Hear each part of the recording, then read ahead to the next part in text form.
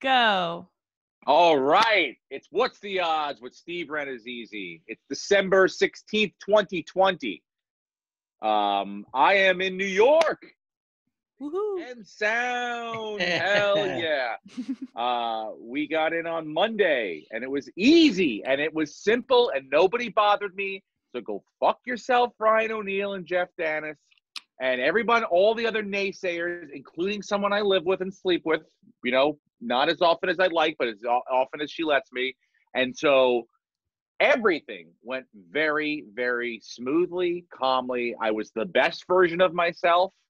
I was proud to be me that day. I was proud to be, like, I knew that if my kids went out and told them that's my dad, that they weren't like, oh, shit.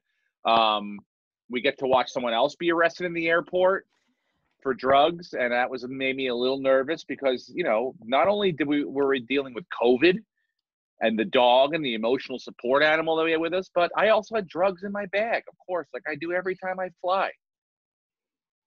So Obviously. Yeah, hello. It's gonna in a 2 years from now, we're all gonna laugh at this, okay? But so you were more worried going through about the dog than the drugs, though. 100%, dude, 110%. 110%. I mean, we're not talking about cocaine. We're talking about the drug of marijuana, which, hello. Right. Yeah, I mean, you can always shove the drug up your ass. You can't really shove Mickey up your ass. Yeah, exactly. See, Brenton, thank you.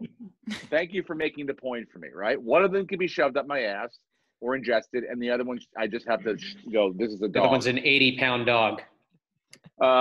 Probably a little more because he's putting on some holiday weight. And for him. It was awesome. He was we got out, our flight was early, so it was like our ride came to get us like 7 a.m. in our house. So we were, I'm walking the dog, right, up and down the block.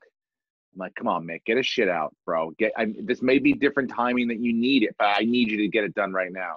And all of a sudden he just drops trow, boom, hard, big deuce.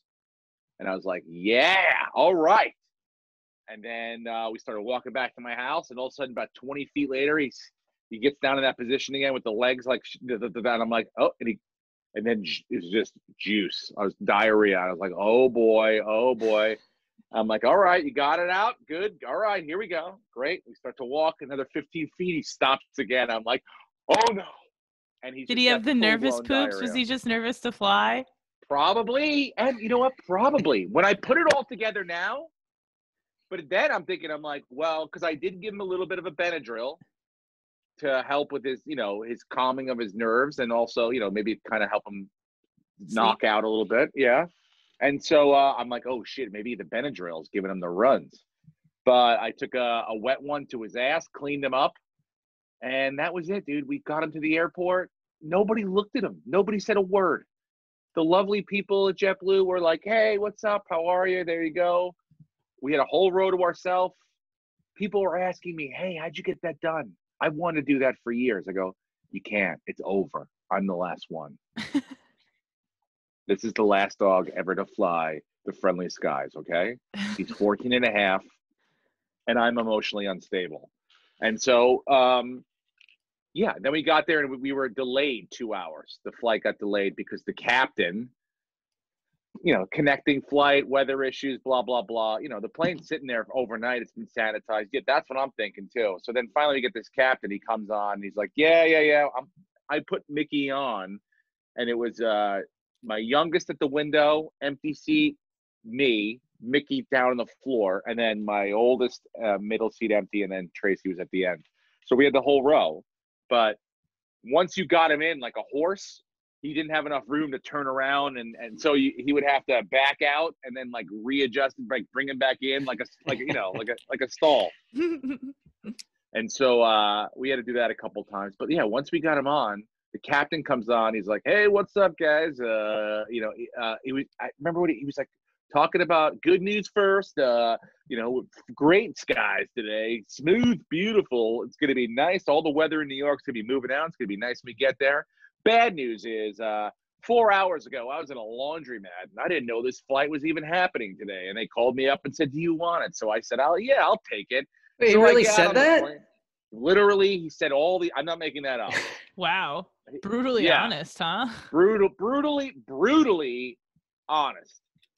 And so he's like, so instead of just getting up and going right now, I did a little quickie of the plane and realized one of the tires is the tread is just no bueno. So we got to get that tire fixed. Ground tells me it's going to be a half hour, but you know what? Wink, wink. I think it's going to be a tad bit more than that. Ha ha. I'll hit you up when I got a little more info. I'll talk to you guys later. Did this pilot eat some of your drugs before he got on the plane? I think he ate all the drugs. I think he was the guy that was arrested and he just snuck out and then put a pilot's cap on and came in and started. I'm telling you, this was like the most information I'd ever received from an aviation person in my entire life. So he probably had them change the tread on the tire so that he could quick Google and watch a YouTube tutorial on how to fly a plane. Yeah, it sounds like sober up. You got Leonardo DiCaprio, dude. You got Leonardo DiCaprio in real life trying to fly the plane. Catch me if you can. Literally, it was nuts. It felt like I'm like, I kept looking at Tracy, like, is this guy? Am I the only one clocking way too much information on this fucking guy? And she was just like, she knew. She gave me the side eye too. And then I'm sitting there, and I'm like, well, how long is this gonna fucking take? Now, like, we haven't taken off. We've already been delayed 2 hours in the airport. Now another hour on the. There's no food. We're starving.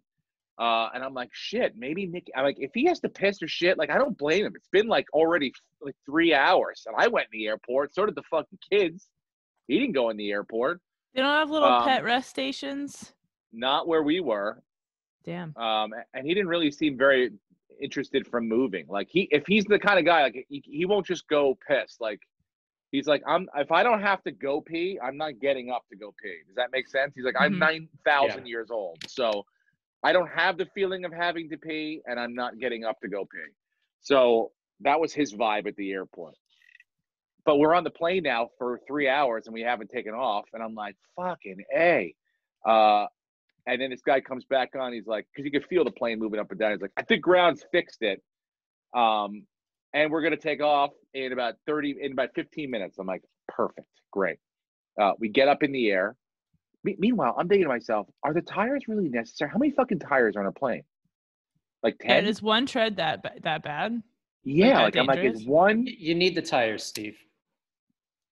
Not that we go down, really. You blow a tire, it's bad news. Like, and you already have a pilot who has no confidence. That's true. That's what I'm saying, though. I think he needed a little more time to either get his ducks in order or sober up or something like that. It just seemed like a long period of time to be dealing with this fucking tire situation for something. If it was a wing, I'm like, yep, take all the time you need. But a tire, it's like, just I mean, how hard is it to change a fucking tire? Anyway, I can't change a tire. I don't really know how to. I kind of know how. And if I was gun to my head, I could probably get it done, but I wouldn't drive very far in the car afterwards. The point is this. I had the kids on the plane and the dog on the plane for now a 5-hour flight, and the guy really steady Eddie. He got us there in like 4 hours and 45 minutes. We got off, right? We had to fill out some forms about, from the Gestapo about where you're going. Let me see your papers, your COVID test, blah, blah, blah. Did that, picked up our bags. My brother was right outside, threw the dog in the back, and we were home. And he ate all the crusts he could possibly eat on the car ride home. And then when we got home, he went outside and peed, literally, from like 8 hours. No pee, no poo, no nothing. The greatest flight we've ever had. I took him in the back. The flight attendants were like, oh, let me see this puppy. And I was like, puppy? This dog's 14 and a half years old. And they were like, oh. And then they were like, he was like George Clooney to them. Like, you silver fox. Like, how handsome and cute and well-behaved are you? He was the talk of the town. He really was. He was people. He's probably going to be JetBlue's new mascot. If they decide to take a mascot, it's going to be Micky. Because that's how much they loved it. They loved him. I loved the experience. Now, I wouldn't do it if it was a packed flight. I think we had a lot going for us. I think the pandemic and the scare of not flying really helped us out. But, it went exactly how I thought it was going to go. I think every flight should have a dog on it. Yes, I do. That would be so much better. Flying would be so much more enjoyable if there was just always like a little pup running around ready to snuggle. I'm telling you right now, it would make the world a better place. Now you got to get a lot of pushback from the D&O crew, those savages out there. And Tracy was nervous the whole time that she was like, one of them's going to come over and they're going to work at JetBlue and they're going to tell you can't go on. And I go, yeah, I know. Like, I know that's a possibility. And she's like, and what are you going to do? And I'm like, I'm going to kiss you and the boys and tell you I love you and Merry Christmas. And I'm going to go home with the dog. And she's like, you're just good. I go, and this is the life we've chosen. I'm a comedian. These are my friends. This is the life we've chosen. We make great content, and sometimes the shrapnel affects other people. And if I have to spend a holiday by myself with the dog, then so be it. This is the life we've chosen. And it makes perfect sense to me. I would have it no other way. Flight attendants were super kind, super nice, couldn't be more helpful. And I'm like, you guys are way better than the flight attendants on that show, Flight Attendant. Are you watching that show, Flight Attendant, on HBO? Anyone, by the way? Mm-mm. With How is it? Kaylee Cuoco. Yeah. It's Seems like a lot of murder. Yeah, and there's an Ally McBeal sort of feel of it to me. It's like she third person talking to herself and then out like flashbacks and visions and stuff. Like there's a lot of good elements to it. There's some I'm confused by, but overall, like her character is just a monster, a shit pig. So these flight attendants didn't seem like that at all. Oh, but the other show I am watching, and I'd like to talk about for a quick second, Teacher. Is anyone watching Teacher on Hulu? It's with Kate Mara, one of the granddaughters of Wellington Mara, I believe, owner of the New York Football Giants, who we will get to in a minute. We will get to them in a minute. I'm not done with them. I'm not done with the Giants. But Kate Mara plays a teacher in Texas, and she's a high school teacher, and she's married, and her husband works a lot, and she's a good, she's Kate Mara. She's a good-looking woman. She's around teaching, and there's kids, and she, long story short, ends up fucking one of the kids. He's 17. She's fucking him. He turns 18. They go on vacation for his 18th birthday. And, she's glowing. They come back. I don't want to fucking spoiler alert, but, she gets busted. Now, here's the point, okay?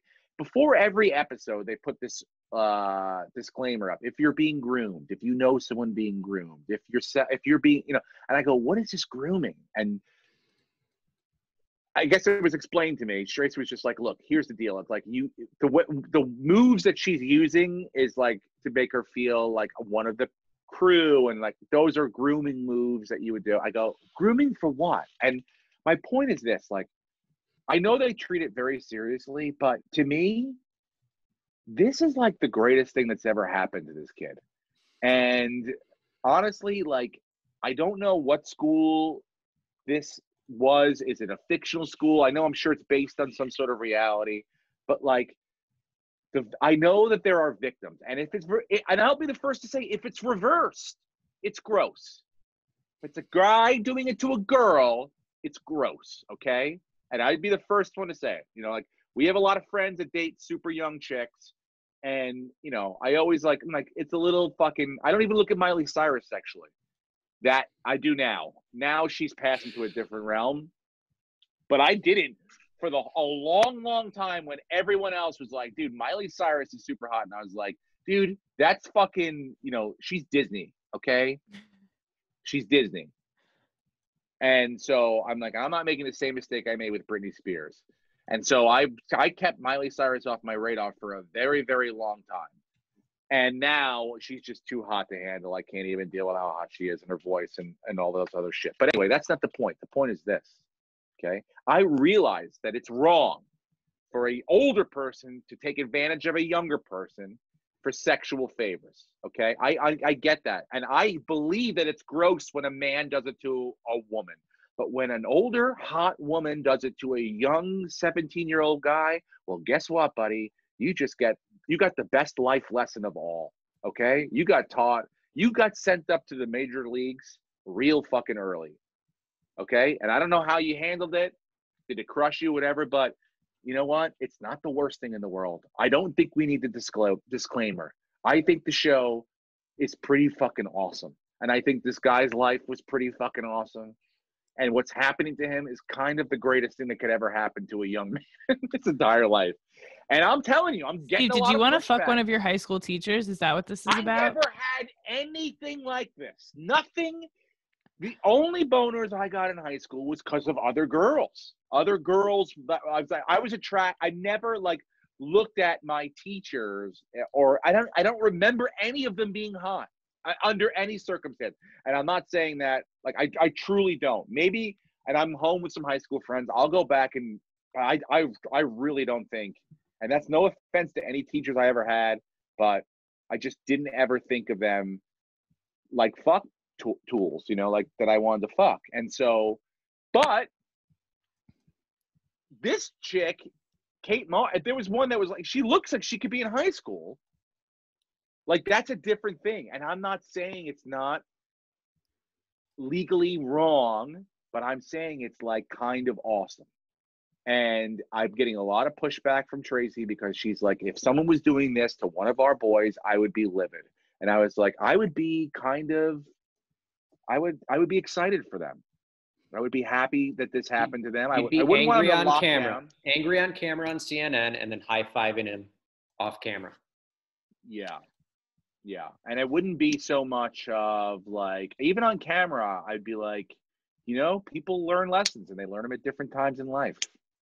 Yeah, I think So, that's one lesson that most people it traumatizes people as they get older more than they would like to admit if that happens in real life.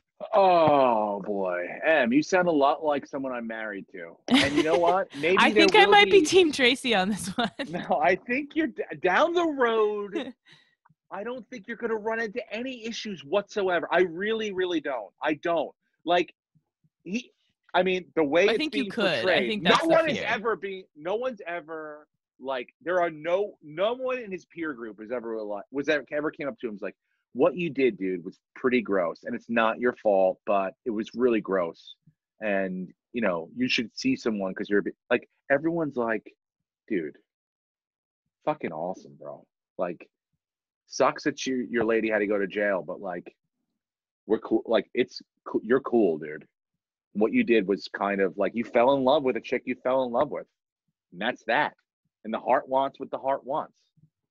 And for 6 months it wasn't legal, but now it is. And this, and I, like, again, it's a double standard. I'm not here defending. It's a double standard. When it's a man doing it to a chick, it's gross. But when a hot chick wants to, and who's only like 5 years older than this guy, then it's fuck city, USA, dude. Get it in. And if I'm your guidance counselor, get it in. That's why you're not a guidance counselor. Yeah. Okay. All right. Okay. I mean, look, I can even sense during this podcast there's some pullback from you guys as to what my opinion is on this. We're 2 topics into the podcast, and you've incriminated yourself like 17 times already. Across the board on everything you've talked about. I'm getting things off my chest. This is like I don't go to confession. This is my confession for the week. I get it out. Everyone knows what I do and what I'm doing wrong. And, you know, my kids don't listen to this yet, so that's good. I mean, Jonah does once in a while, but he just likes when the music's on because he likes to say fucking lit. And so, yeah, I mean, and Tracy doesn't listen to this. So she, like, it's good. We're good, guys. I told you. Unless I murder one of you and there's a crime series about it, she's never going to listen to this. And this is my free space to vent all my things out, and also my opinions on why I think things are correct. And I'm seeing that I'm getting from Emma a lot of pushback on my opinions on older women fucking young men. I think if you're a human being, an adult human being, you can have the, you know, self-control to wait 6 months until someone's legal, and then you can love them properly. That's even creepier. First of all, if anyone ever told me, Yeah, you're right. That is terrifying. I want to wait till I can love you properly, Emma. I more meant legally. Properly is probably not the right word. My 17-year-old mind goes right to, what is your mouth sewn shut? Hello? You can love me properly right now. Sounds like the lyrics to like a bad 60s song that now in I know. hindsight is just inappropriate. Oh, I'm Emma, gonna I love you so properly. we're just gonna stop the Dude. record now and call it. No, I love it. I love Tender Heart Emma. I'm gonna wait till like it's almost like a Southern Belle. Like I'm gonna wait till I can love you. Just wait till they're not properly. your student anymore, I guess, is more my thought. Yeah, Dude, but it was so funny. if you're inclined to fuck kids, that's like a mental disease too. Yeah, no, that's So different. you're not gonna have. But the this show self-control. doesn't sound like she's like actively a No. pedophile. It sounds like she happened to that's fall in the love with the thing. student. Yes, that's what spoiler alert. And if you're not watching it, well, just they're 20-minute episodes. Well, you That's sold the me thing, on it's it, like- Steve. So don't spoil it. It's on your ladies' network, dude. It's on Hulu. So you gotta, I'm trying to fucking get her a little plug, a little action. Has anyone ever heard of Hulu before? Hulu.com? Hello. Hulu? Hello. Yeah, no, they're fine. And look, their whole first season I think is out already. We've gotten through like 6 or 7 of them. I fell asleep last night through one of them, but I think it's all. But it's a lot of. I get a lot of like, huh, like like a lot of huffing and hemming and hawing next to me at stuff where I'm like, this is fucking awesome. This is great. And so I just wanted to get everyone else's opinion on it and see where everyone else. I know what I'm saying is not legal or my opinion isn't exactly it's not technically legal. It's the same way like you can't bring pot across state lines. It's like, yeah, I know. But I ain't But- doing it. Hello. Yeah, but Steve, aren't you vacationing abroad right now? Aren't you in Mexico, where it No, is legal to do whatever you're talking about I'm right not now? lying. I'm not lying, Brenton. That I've stopped doing. I'm not doing that anymore. So you're not going to catch me in a lie. I'm going to tell you the truth, but I might just be very ambiguous about where I am. I'm East Coast, man. You know where the fuck I am. I'm about to get snowed upon. We're getting a nor'easter. We're getting 10 inches. Yeah, baby. I got boots and a sleigh and a snowblower all ready to fucking go. I got a fresh We got bottle of booze and I'm ready. No. We had better than that. You know what I drank last night? After we got last night my sister came over. We all had our COVID tests. We all negative. My sister came over, and then I poured the sweetest bottle of wine. I don't even know which one it was, but you know why it was so sweet? It was a Bittercombe bottle. Mm-hmm. Thank you so much, Brenton. One of the first bottles I drank was a lovely Pinot. I should run upstairs and look which one it was. So good, so light, very flavorful in my mouth, juicy, tasty, moist. I loved it, dude. I loved it. It smelled like a win. And it got me even more, it like got me silly, cool, funny drunk, which I was happy about. So thank you so much, baby Biddlecombe. My delicious show last night. You know what we started watching, and this was Cassie's idea. She was like, let's get more into the mind of Steve and let's watch The League, which neither of us had ever seen. Uh-huh. We got 3 episodes in. Episode 1, you're talking on the phone while taking a shit. Yeah. And episode, that was I think, my audition scene, by the way. Yeah, episode 2 or 3, the girl, your daughter in the show, she's picking up shit. We're like, this is literally just, this is this is Steve's life story. This isn't a show. This is just this was a podcast episode. By the way, I shit my pants and on the side of the road probably 4 times throughout the entire. There's an episode called Yobagoya where I eat it's a pun on Yamashiro. What's that? Not Yamashiro. The noodle bowl fucking guy. You know what's the Yoshi bowl? Whatever is it? What's the fucking Yoshinaya? There it is. Yeah. So we get the beef, and I was bad beef, and I shit on the side of the road, and I yell Yobagoya, which was the name of the Yoshimaya on the show. Anyway, it's a lot of shitting, Brenton, and pace yourself. That's why I tell people, some people are, they come to my shows and like, oh, I never even knew you fucking were on that show, The League. And they're like, I'm like, well, just, we're going to watch it. But I'm telling them, pace yourself. Yeah, I can't binge it. Can't binge it. No. Pace yourself. It's a long break, buddy. Take your time. And there's a lot of seasons of it. You got some time. Yeah. Yeah, 7 seasons, so don't worry about it. But I love that Frank Gore is still relevant. Dude, some of the players on that show are still – J.J. Watt's still playing in the NFL. I think he's season 3. Ocho Cinco's not, but who's the first guest star we had? You had Terry Bradshaw. The episode the I just first watched. guy we ever had was, oh my God, I'm blanking. Antonio Gates, because he got hurt the week before, and he was rehabbing at his place, and he didn't travel with the team because we shot during the season, and so he was rehabbing at his house. And we go, all we need to do is you need to be in a hot tub with Ruxin, with Nick Kroll. And he was like, yeah, no problem. Because he had like not a cast, but like he was something with his foot, I think. And so he sat in a hot tub for like 2 hours with Nick. And that was our first football player guest star. And then Ocho Cinco did it the next season. Who else is still playing? A lot of people. A lot of guys are still fucking playing. There's some that aren't. Deshaun Jackson's still playing. A lot of Jerry Jones. Yeah, Jerry Jones. We had that bad Jerry Jones. Oh, we had a half hour with him. Half hour from the time he put the makeup on to the time he walked out the door, and it was awesome. He was very, very cool, actually. As a Giants fan, I didn't want to like him, and I actually tried. I said, "I'm going to steal something from your office when I leave," and he goes, "Don't do it because they'll find you." And I was like, "I don't even know who they is, but that sounds very ominous." You're right; they will find me.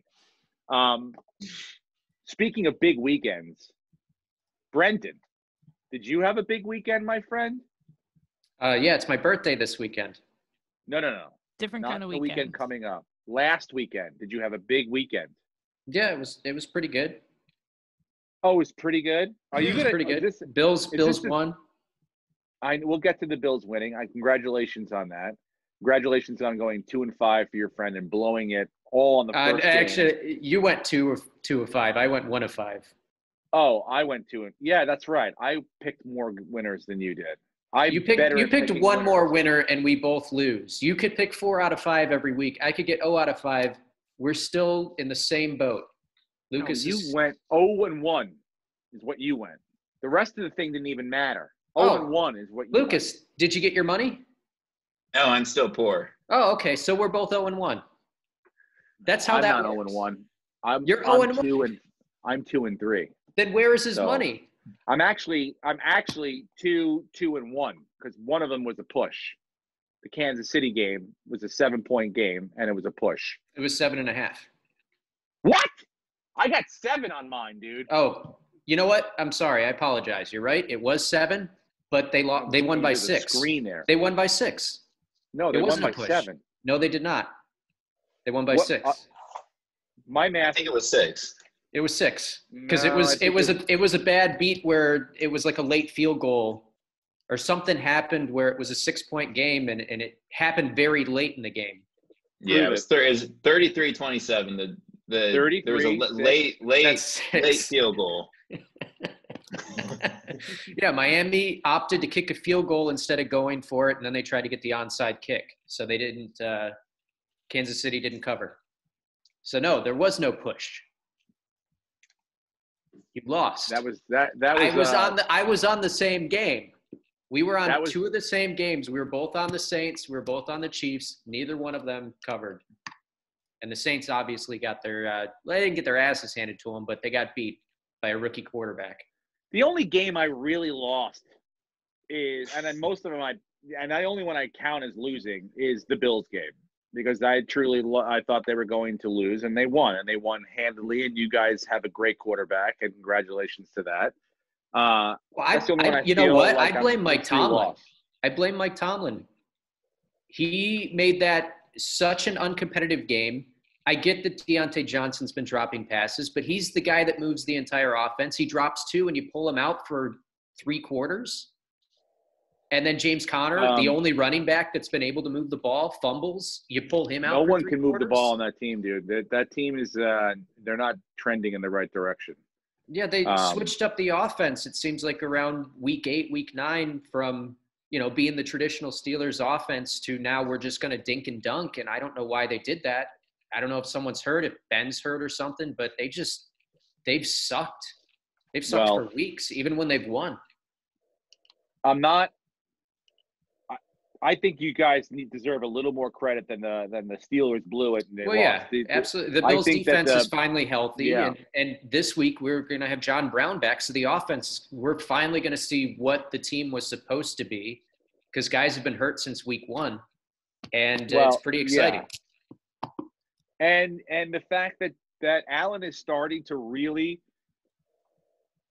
I mean, he looks like a young Ben. Like, he makes good decisions. He sort of is in charge of the offense. He makes the right play calls into, like, when he's getting out of one play and moving into another. He seems to be confident and making the right decisions. Like, he controls the offense, where it's not like you have to. He's not looking at the sideline after every single play. And they got a great wide receiver who's now trying to become one of the best in the NFL, and Stephon Diggs. And I mean, the two of them together, people keep talking about, Russell Wilson and DK Metcalf might want to, break the all-time touchdown duo. You got to watch out for those two guys. Yeah, Russell Wilson's older. Russell Josh Wilson's Allen old. has some years. That's what I'm saying. And So, Stephon Diggs is a little older, but if you got a great quarterback and a great scheme, you'll stick around for a couple years, and you'll still make 8 or 9 touches for catches for a touchdown. So yeah, and DK Metcalf is a freak athlete and he's amazing, but he still has issues with dropping the football, whereas Stephon Diggs does not. Yeah, I think that it's not something to overlook. Something I thought about when I watched the two of them together. I'm like, this could be a great combination for a lot of years to come. It's just exciting. If they win this weekend, we win the first division title since I was 4 years old. There were a lot of and I'm turning 33 on years. Friday. Yeah, I thought it was 25 years. The first one since 25 years. It's 95. So yeah, 25. Okay, never mind. I was like 8. Yeah, 8 years old. My God. I graduated high school in 1995. I know. I just think that it's exciting for you guys. I think that you are what I'm saying is, with the Steelers, the way they've been playing, there's a new opportunity for the second best team in the AFC to emerge, someone to take on Kansas City. And, between you guys, and I'll say it, the Browns impressed the fuck out of me this week. I think, either one of those two teams can really, Indianapolis too played really, really well this week. So one of those three can be the next best team in the AFC and really make a push. I think any of those teams. I don't think Indianapolis is fearful of going into Kansas City to play them. I don't think the Buffalo Bills would be. And, and we had the advantage of seeing them too. We got to play them. The Browns did not get to play them, so they won't know, but we already played them once. And we played them pretty tight. It's just we had that screwy schedule where we got Tennessee and then right away Kansas City, and we didn't know who we were playing. So honestly, they probably weren't as prepared as they could have been. Were you happy with the way that the everything went this weekend as far as the Bills, injury wise and everything? Everyone looked good. Yeah. Yeah. We made it. I mean, now it's just like pray that no one gets hurt. Yeah. And who do you want in the playoffs? Because you're not going to get a bye. So who would you want to play? The Colts. Really? Yeah. Phillip Rivers doesn't scare me. Tennessee is the only team that does. I'm not worried about that. Yeah, Tennessee worries me because, they beat the shit out of the Bills. I know they had 17 days rest and they, had some illegal practices, but they really are run first, which, Derrick Henry, I think, could tear apart the Bills, and Ryan Tannehill could. But with the way that Milano's back and healthy and AJ Klein stepped up, I don't know if that's necessarily true anymore.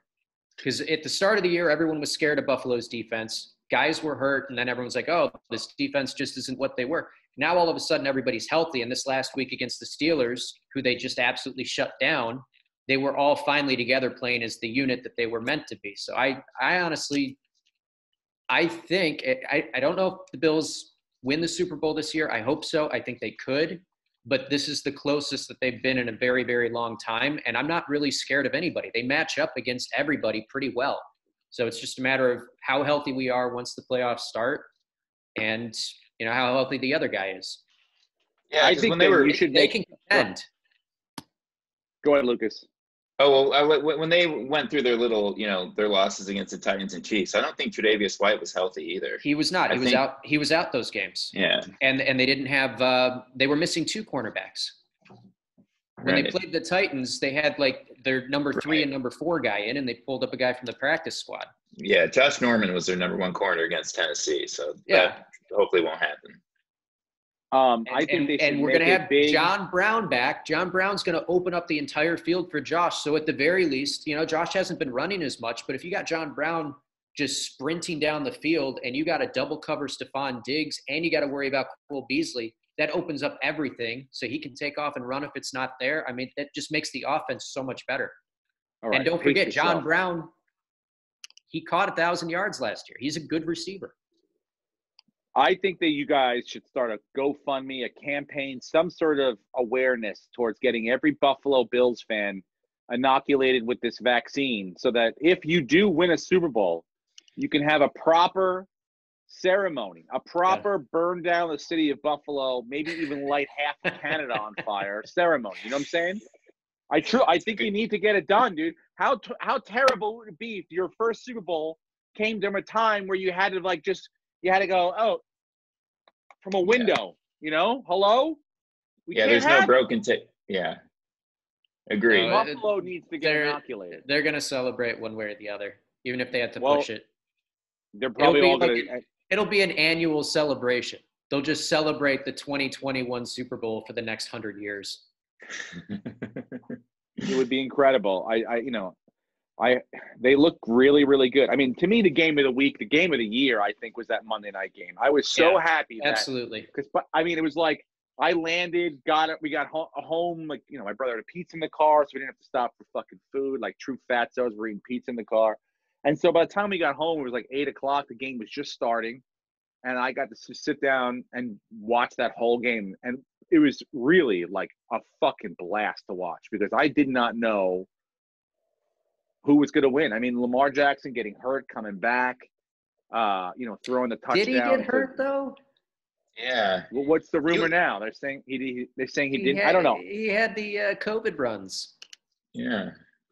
Wait, they said he had diarrhea?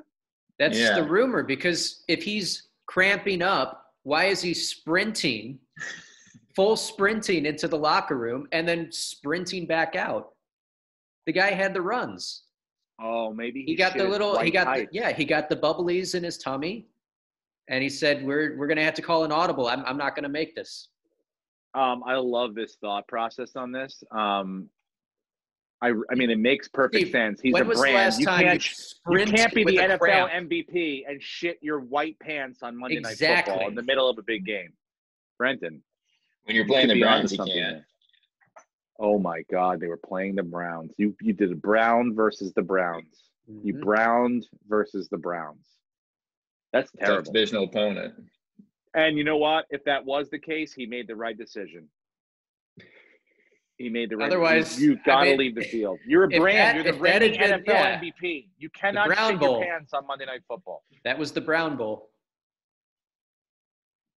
Because he came out yesterday. He said, "I did not pull a Paul Pierce." Because if you remember, there's Paul Pierce supposedly had to go to the bathroom and was like wheelchaired off to the locker room. I don't get why it's a normal thing. It happens.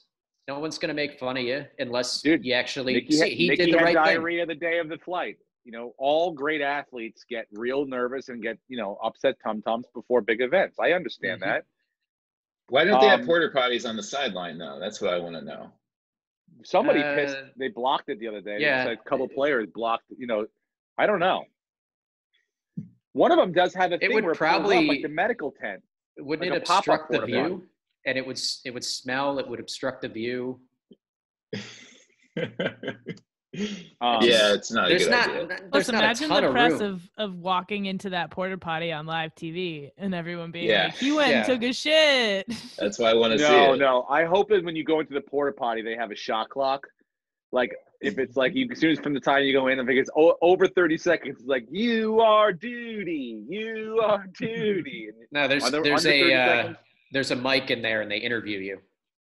When you came out, you're like, "How was that duty?" It's like, "I didn't duty." It's like, "Sir, let's go back and look at the footage. You were in there for over 1 minute and 32 seconds." It's the brown zone. You get an interview yeah, while you take a shit. The brown zone. Let's go to our sideline interview. Emma, break down at the brown zone. Emma, we're throwing it to you. You're just like, all right, I'm down here on the field. He's questionable to return.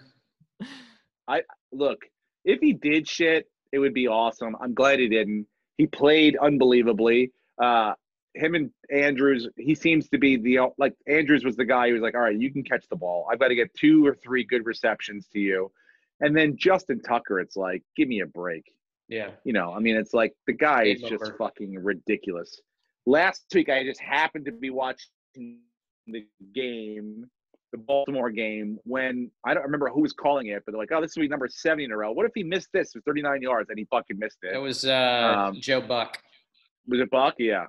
Or Aikman probably did it to Buck. It was the two of them, and they were like, well, just so we're clear, we're not jinxing him. We're not jinxing him. And then he missed it. Didn't jinx him. Yeah, it was like the guy's not going to miss again. So fuck it. And that was 50 yards or 55. I think it's 55. Yeah. 55. So it was awesome. It was a great Cleveland with pretty high winds, and it swirls there off the lake. Cleveland, I think, that was a high scoring game. I think they need to tighten up on defense a little bit if they're in the playoffs. You don't want to run one of those back in the playoffs like that. You'd rather have played better defense. But Myles Garrett's ridiculous. And, their secondary seems to step up a little bit. I think they're, as good of a game as it was for Baltimore, and they needed it because Pittsburgh lost and they can still get a shot at the division. I think it was an even bigger game for Baker Mayfield and the Browns, even though they got a loss. And it sucks because now they're playing the Giants this week. So I was hoping they were going to get that big win and it'd be like, they'd be partying all night, Sunday or Monday night. Tuesday, it's like, coming down from that. And then they really wouldn't even get into practice on Wednesday. And Joe Judge is going to have his guys raring to go. But coming off a hard loss like that, I think they'd be even more, eager to throw one down now. So I'll say it right now. If Daniel Jones is healthy, and he has to be healthy, not this last week, let's throw him in for a couple of plays. Sucked. If he's healthy, you beat the Browns. Yeah. Absolutely. I don't think the Browns are that good. I still think the Ravens are finding themselves, and they're a much better team. And if Lamar Jackson hadn't had to go shit, they would have won by 14. It wouldn't have been a game. They had to put Sorley in, and the Browns were able to creep back. And the Browns don't really have much past their running game. I don't think Baker Mayfield's that good. He lost Odell Beckham. So, Jarvis Landry doesn't scare anybody. He's a decent He's a good receiver, dude. He catches the ball. He's not a number 1. He's a number 2. But Higgins, put him in a lot Higgins of is a rookie, I believe. There's your number 2. And then Peoples-Jones is a rookie. No, you got to stop the running game, and you got to stop because when the running game starts, then he can play action pass. Then it's like it's a slippery slope, and we're fucked. Load the box. Baker Mayfield is one of the better play action quarterbacks in the league. His QBRs, I think, top 5 when they do play action. But if there's one team I wouldn't want to go up against for the run game besides Tennessee and having to deal with that fucking beast, it's having to deal with these 2 monsters in Cleveland because one is worse than the other. Between Chubb and Hunt, it's like those guys are, it's 1A and 1A. That's how it really is. I'm just saying Cleveland doesn't scare me yet. And even next week, they play the Giants, who don't have a winning record. So they haven't beaten anybody other than Tennessee, who was banged up on defense, and they almost let them back into the game. So until they play somebody legit who's 100% healthy, I don't believe their record. Well, they look good this week, man. I know record is record, and that's they looked fine, good against Dallas too. Thing. They looked good against Dallas. They looked good against momentum. It seemed like it was a big situation, and now it's another big primetime game. So it's like I'm not losing 2 primetime games in a row. If I look at it like I'm looking at the Baker Giants. Mayfield.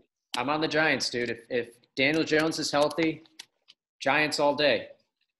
I hope so. I hope you're right. I truly hope you're right. And I think they can be right. I mean, like, who would have thought the Giants would be able to shut down almost DK never Metcalf? right.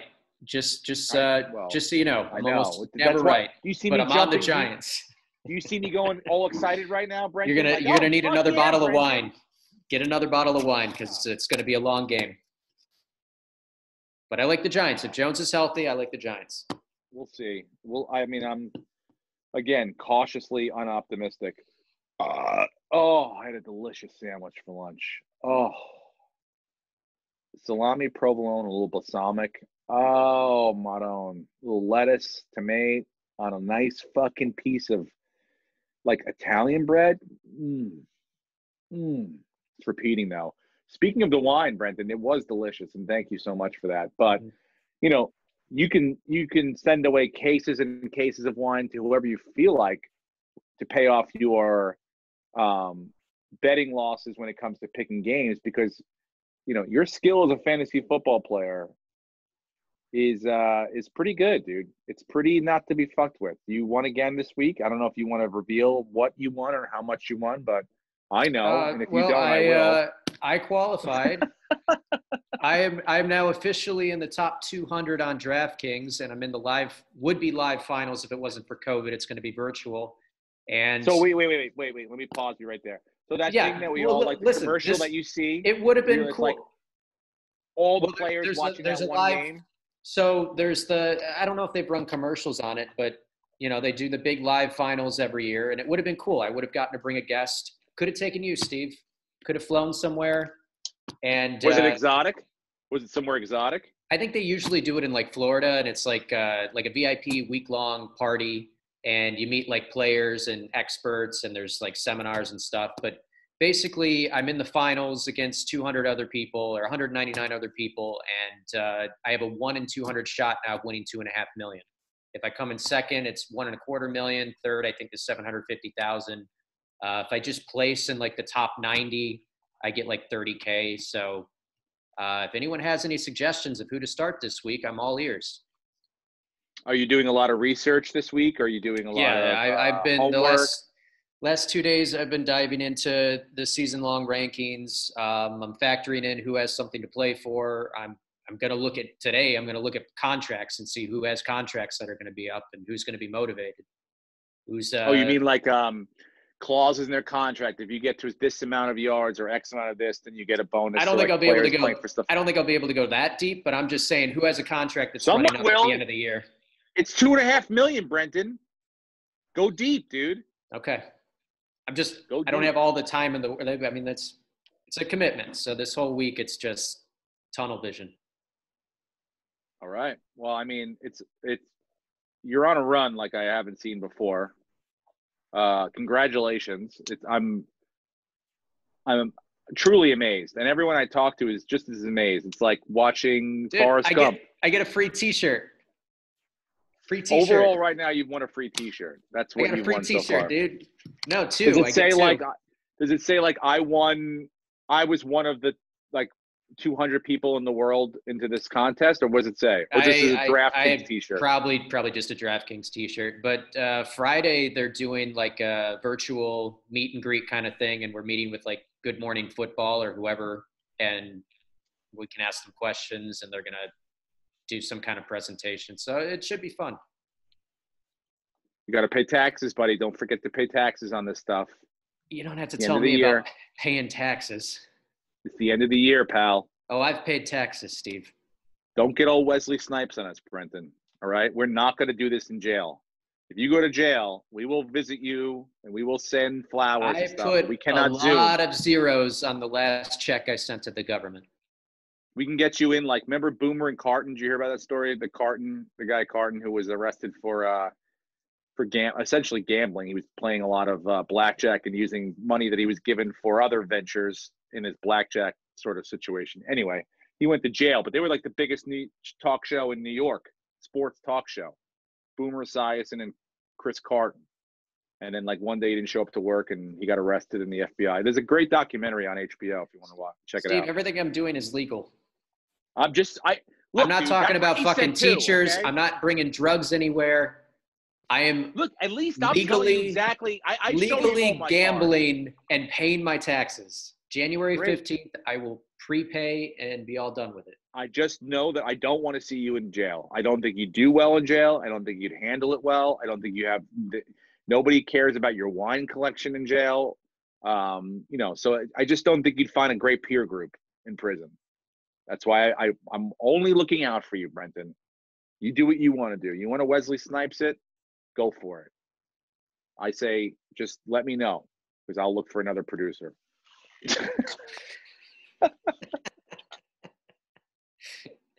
Well, do you want to look at some games this weekend? I've done a couple. I mean, I'm not thrilled with the slate of games to choose from this week. To be honest with you, as far as a betting perspective, it's a full slate of games. What are you talking about? We got everybody. No, I know. I'm not thrilled with my options as to which games to pick. Do you understand what I'm saying? There's no easy guy. There's not a lot of easy. Look at it like it's not supposed to be easy, Steve. If it was easy, everyone could do it. Some weeks it's easier than others, Brenton. That's my point. This week doesn't seem very easy. It seems a little more difficult. That Jets-Rams game. That's a trap game. Of course, 17 points is ridiculous for a non-Chiefs game. For an over-under that's only 44, that's a trap game. I think the Baltimore Ravens-Jaguars game could be a trap game too. That's a 13-point spread. And the only reason why I say no is because Gardner Minshew is quarterback again. So I don't think you have to worry about them. You think he's that bad that he is bad. Really? The only thing good about him is his outfit, and that's why they love him down there, but he's a shitty quarterback. Mike Glennon is not a great quarterback, but he's serviceable. He's a guy who could maybe put up 200 yards and maybe throw 2 touchdowns to Shark and Chenault, but Minshew's going to throw 4 picks. But I went first last week, so why don't you do the honors and you take your 5 games for Lucas right now? Okay. Here's what I'm doing for you, Lucas, this week, and I'm going to go out a different. I'm not fucking with point spreads. I'm going to look you in the eye. I'm going to tell you 5 teams that I think are going to beat 5 other teams in the NFL this week, okay? And you're going to make $14. Congratulations. That's okay, Lucas. You know what we need? You know what we need more than anything? A goddamn win, okay? We need a fucking win, all right? We keep talking about these Hail Marys and all these wonderful pie-in-the-sky ideas. How about a concrete W? So here's what I can offer you. A 5-team parlay with no fucking points whatsoever. Here's who's going to beat who, okay? Are you ready? Ready. Okay. Buffalo Bills are going to beat the Denver Broncos. Congratulations. You're going to win your first division title in 25 years. Since I was smoking pot, graduating high school, listening to Dave Matthews Band, Brenton was a Teletubby. And I was at that was the year before I went to my first game. Never mind. Brenton was 3.5 inches tall at the time, and so congratulations, you will get your first champion and an AFC championship. I think that the Seattle Seahawks are going to beat the Washington football team. Now, that should get me a little more love because let me tell you something. This isn't an easy game to pick. Washington's defense might be the best defense in the NFL when everyone's playing well. Seattle, obviously, they've already proven they can lose to an NFC East team. They've already proven they can lose to a worse team than they are, and they're on the road this week. But I think Seattle's got to turn this thing around, and I need them to fucking win, okay? I need them to win. As a Giants fan, I need them to win. Now, I think the Baltimore Ravens are going to beat the Jacksonville Jaguars. That's not easy. I mean, that's very easy to pick. Okay. Kansas City's going to beat New Orleans. Really? Yes. Okay. Yes, they're going to beat them probably more handedly than 3, but I don't want to get too fucking in the weeds. That's 4 games, correct? Yep. Yes. Okay, now there's a couple of people that I want to ask their advice for the last game. My gut wants me. Are you talking about us? Yes, my gut wants me to take San Francisco over Dallas. Does anyone in this panel, it's just you, Lucas, really is all I give a shit about. Do you have any major opinions or thoughts on that? Of taking San Francisco to beat Dallas? No, I think I think they will. I think they will too. I really do. Okay. I know they're a 3-point favorite and they are on the road, but I mean, although last week they just fucking shit the bed against DC. I mean, they looked worse, and so that's why I'm not jumping on top of it. And I don't want to just take the fucking Rams to beat the Jets because that's, like, look, I do want a W, but I don't want to, I don't want a W that way.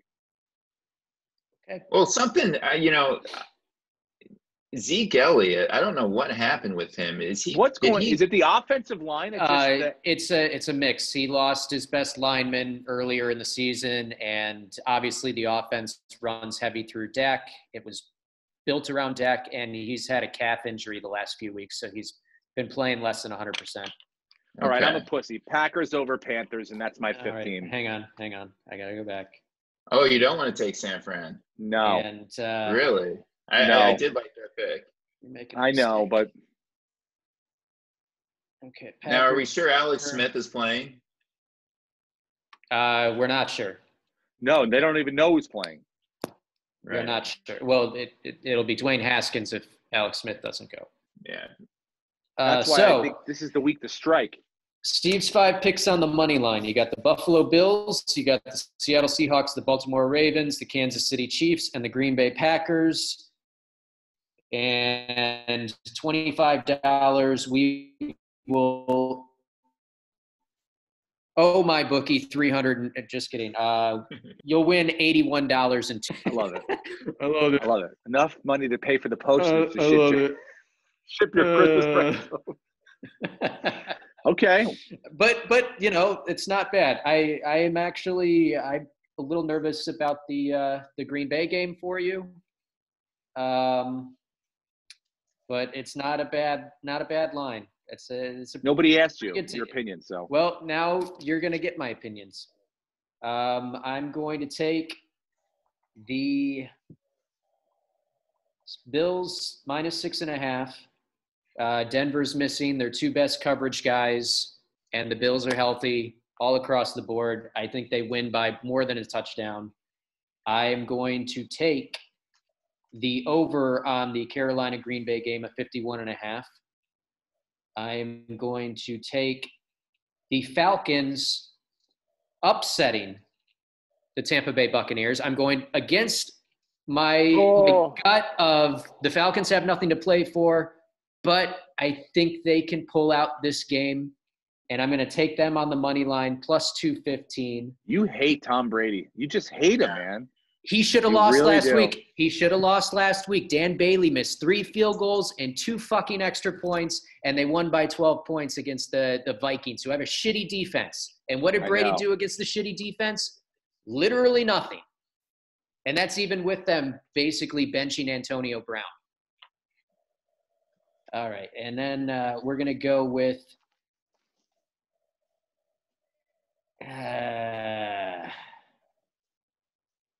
No. I mean, it's a big game at home. Let's see. Hello. I like the Jets. Prep work? I like the Jets I'm deciding between a couple of games, Steve. Oh, the Jets? Calm down. I'm going to take the Jets to cover the 17.5. Oh, my God, Brenton. What are you doing? Pick a winner, bro. Don't pick a fucking loser to cover. No. You big pussy. Taking the Jets. Oh, and God. I'm going to take. I fucking hope the Jets explode. Oh, I just kicked the camera. You know what, Brenton? And I'm going to take the. Aggravated. I'm going to take the Eagles on the money line. You fucking asshole. You just want to get me riled up, don't you? You're going to take another NFC East team? Yes. So I have the Bills -6.5. I have the over on the Packers game at 51.5. I have the Falcons on the money line. The Jets covering 17.5. And I'm going to buy a half a point to make it an even 18. What? Oh my God, dude. You are the biggest pussy I've ever met in my life. Buying points, taking losers to cover. Go on the half. The half hook, it gets you every time. I'm taking the 18 points. It doesn't lose Lucas much. And I'm taking the Eagles on the money line. I didn't know we can buy. I thought we had a $25 fucking cap, and that was it. No, you can buy points. Money you to can buy adjust. points. All it does is change your odds a little bit. I understand that. You took everything. You took everything on the money line. What are you talking about? I know, because I want to win with the money that I'm given, not buying extra money. Look. Extra points. Without buying the points, Lucas would win $1,824. If I buy the half a point, which I believe they will need, it only goes down to $1,745. So that's basically what we're going to lose from you. The $80 is what we're going to make from me responsibly buying the half a point. So I'm locking that in. Lucas is actually going to get paid this week, and he's going to get paid a lot of money. Lucas, did you ever see Rounders when Tutorial says to him, he's like, hey man, I'm a grinder. I'm out there every week. And like, I might not come up spectacular, but when I hand you $81 next week, you'll know where it came from. You'll know who did right by you. Not all these pipe dreams about what the fucking big payday that's coming in, the big cash, all these stories about delusions of grandeur. You'll know, hey, it's only $81, but I know it came from hard work and a good intent. Work. We just pick games in like 30 seconds. Yeah. Well, those guys got to play hard. They've got to play real hard. I didn't. Hey, my guys have to play hard too. My guys are going to go out there and try to win. Intentions part of it. I can't believe I got to go for the fucking Jets. Look, man. I know. They are trying to avoid losing every game, and they're going to lose this game, but they're not going to lose it by 18 points. On the day of your first AFC East championship in 25 years, you then have to turn around and root for the New York Jets. That's not true. It's a Saturday game and the Jets play Sunday, so we'll have it all. We'll be sipping champagne. Shit, Brenton. Eat shit with your fucking knowledge of the celebrating. Schedule. All right. You know what? I'm so goddamn aggravated. I just locked it in, and I feel good about that. And you're going to make a lot of money this week, Lucas. Dude, if I win $80, I'll feel lucky. I made a mistake saying that that the PNC, I don't know, the championship that Tiger Woods was playing with his kid in was last weekend. It's this weekend coming up, so enjoy that. Okay, there'll be some golf to watch as well this weekend. Tiger Woods and his son. His son looks ridiculous. I played golf last weekend in the 2-man Christmas tournament at Brookside, and I finished with my partner dead last in our flight, 12th out of 12. Overall, I think we were like 20th out of 48 teams, but in our flight out of 12, we finished 12. So, all right. And it was the hardest flight, and it was one of the members of our flight played in the Masters. So eat my shit, okay?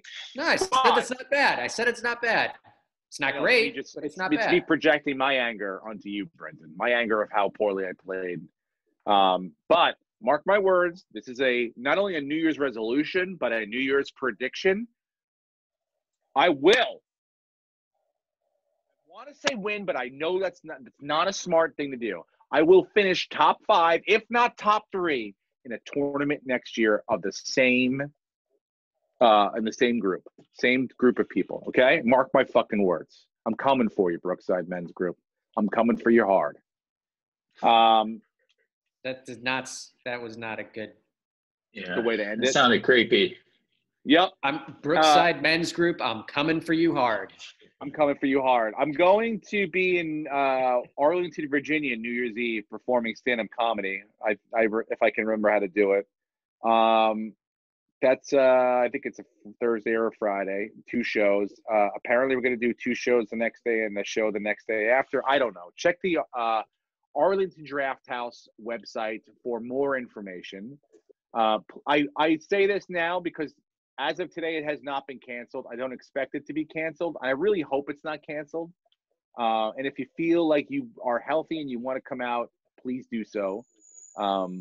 but everything else that I've done this year has gotten canceled. So I feel terrible announcing dates, and then people are like, "You're a fucking asshole. You're not coming. You're pussy. COVID." I go, I want to work. People cancel on us. That's how it works now. You know, laws change, the numbers change, and things get cut down. So, hopefully, I will be at Arlington, Virginia, New Year's Eve. So check out the DC Arlington Draft House website for more information about tickets. That's it. That's the podcast for this week, ladies and gentlemen. I can't wait to see you next week. Ho, ho, ho. Have a happy holidays. Happy Hanukkah to all my Jewish friends. Mazel and all the good none. All right. Be well. I love you guys. Talk to you later. Bye. Go Bills. Bills.